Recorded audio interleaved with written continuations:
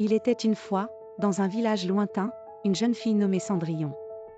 Elle vivait avec sa belle-mère et ses deux demi-sœurs qui étaient cruelles et jalouses d'elle.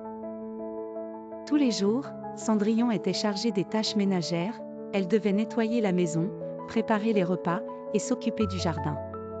Les demi-sœurs se moquaient d'elle et la traitaient comme une servante. Un jour, un messager du roi arriva au village pour annoncer qu'un grand bal serait organisé au château. Le prince, désireux de trouver une compagne, inviterait toutes les jeunes filles du royaume. Cendrillon rêvait d'y aller, mais sa belle-mère lui interdit, disant qu'elle n'avait pas de vêtements appropriés. Triste, Cendrillon s'assit près du feu, les larmes aux yeux. Soudain, une fée marraine apparut devant elle.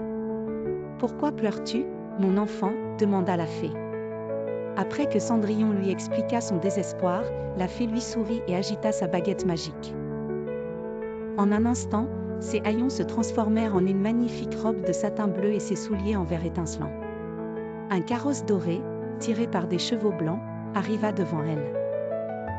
Cependant, la fée marraine lui donna un avertissement. « Tu dois partir avant minuit, car à cette heure, le sort se brisera. » Cendrillon arriva au bal et éblouit tout le monde, y compris le prince. Ils dansèrent ensemble toute la soirée, mais lorsqu'elle entendit les 12 coups de minuit, elle se précipita hors du château, en oubliant l'un de ses souliers de verre. Le prince, déterminé à retrouver celle qui lui avait volé son cœur, lança une recherche dans tout le royaume. Il arriva enfin chez Cendrillon. Ses demi-sœurs essayèrent en vain de faire entrer leurs pieds dans le petit soulier, mais lorsque Cendrillon le chaussa, il lui alla parfaitement. Le prince la reconnut immédiatement, heureux de l'avoir retrouvée, l'épousa le lendemain. Ils vécurent heureux et Cendrillon n'eut plus jamais à faire la cuisine ni les corvées. Sa vie devint aussi belle que ses rêves. Et tout le royaume célébra leur union. Ainsi se termina l'histoire de Cendrillon, la jeune fille qui, grâce à sa bonté et à un peu de magie, trouva l'amour et le bonheur.